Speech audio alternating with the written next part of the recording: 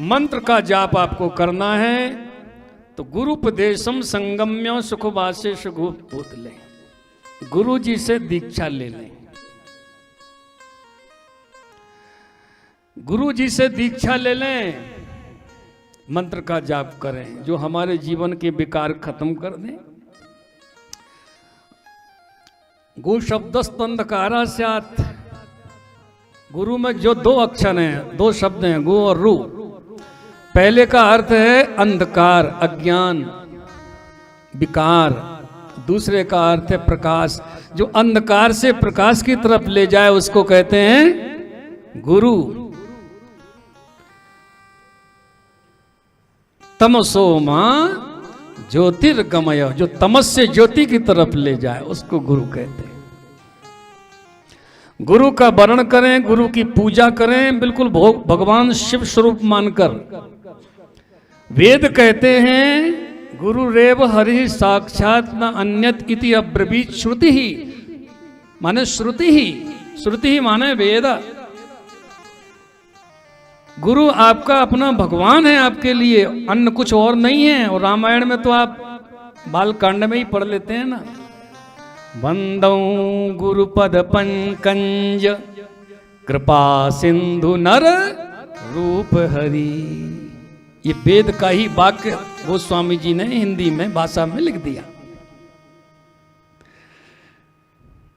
हाँ, इसलिए यहां लिखा है गुरु पूजैव पूजा स्यात् शिवस्य परमात्मन। गुरु की पूजा भगवान शिव की ही पूजा है। अच्छा, एक बात कई बार मन में आती है, कई लोग पूछते भी हैं और मेरे से भी कई बार पूछते हैं कि महाराज गुरु बदलना चाहिए कि नहीं। आप अच्छी सब्जी घर में ले आएंगे तो बनाएंगे कि बदलेंगे कि फेंकेंगे। और कदाचित कोई बुरा सामान आपके घर में आ गया, गलत सामान आ गया, तब क्या करेंगे? भूल बस तो बदलेंगे या उसका त्याग करेंगे? भला करते कि नहीं करते? लेकिन जब गुरु की बात आती है तो लोगों की थोड़ी समस्या बढ़ जाती है कि कैसे छोड़ें। तो छोड़ें ना छोड़ें वाली बात तो है नहीं, लेकिन दूसरा गुरु कर सकते हैं, ये बात शिव पुराण में लिखी है। और मैं श्लोक इसलिए बताऊंगा कि आप तो सुन ही रहे हैं, और इनका जो चैनल है ना, लगभग 1,40,000 लोग केवल श्रोता ही श्रोता जुड़े हुए हैं। व्यर्थ के लोग नहीं जुड़े इनके चैनल में, यूट्यूब में, धर्मपथ में। 1,40,000 लगभग मात्र श्रोता जुड़े हैं जो भगवान की कथा पसंद करते हैं। हाँ, तो वहां भी ये संदेश जा रहा है और ये इसमें सेव हो जाएगा तो हर कोई सुन सकता है। और फिर हमारा नंबर पड़ा है तो हमें फोन करके डांट भी सकता है कि आपने गलत क्यों कहा।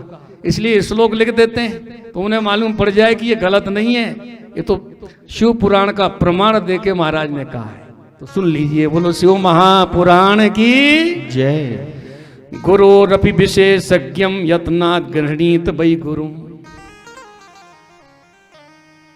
गुरो अपि, गुरु से भी बढ़कर कोई विशेषज्ञ मिल जाए,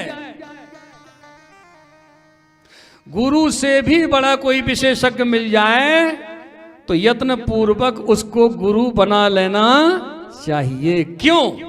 अब क्यों बना लेना चाहिए? तो कहा सुनो, अज्ञान मोचनम साध्यम विशेषज्ञो ही मोचकः।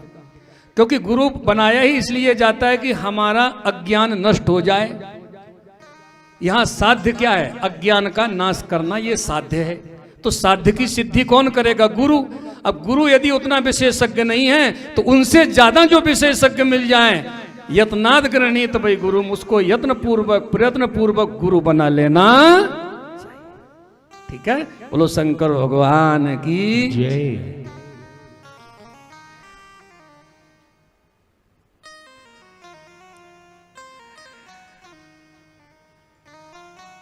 कामनाओं के अनुसार आप भगवान शिव की पूजा कर सकते हैं। शिवलिंग की पूजा करें, कामनाओं की पूर्ति होगी। भरोसा होना चाहिए, हमारी तो हुई है। प्रत्यक्ष बैठा हूं मैं, कक्षा 4 पास। हमारे पास डिग्री कौन सी है? ईमानदारी से कक्षाचार की, वो भी द्वितीय श्रेणी, और उसमें भी जबरदस्ती वाली, क्योंकि हिंदी पढ़ना तो हम 5 में जब 3 साल रहे तब भी नहीं आई, अपना नाम लिखना नहीं आता था।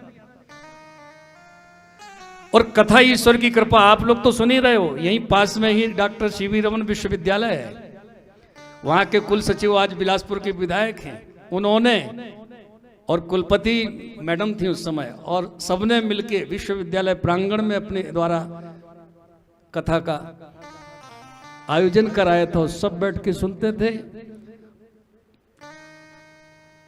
बस ये मान के चलें कि शिव पूजा का फल है। वहां भी हमने उनसे यही बात कही कि कृपा साध्य, पुरुषार्थ नहीं करें ये बात नहीं होनी चाहिए, कृपा के ही भरोसे नहीं रहना, पुरुषार्थ करिए। गुरु की कृपा, भगवान की कृपा कभी व्यर्थ नहीं जाती। बोलो गुरुदेव भगवान की जय।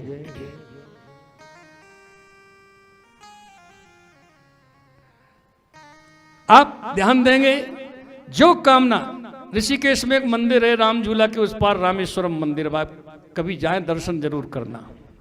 हम 4 बजे पहुंच जाते थे, जैसे मंदिर खुला, आरती थोड़ी सी करते थे पंडित जी, और हम बैठ जाते थे, रुद्राभिषेक करके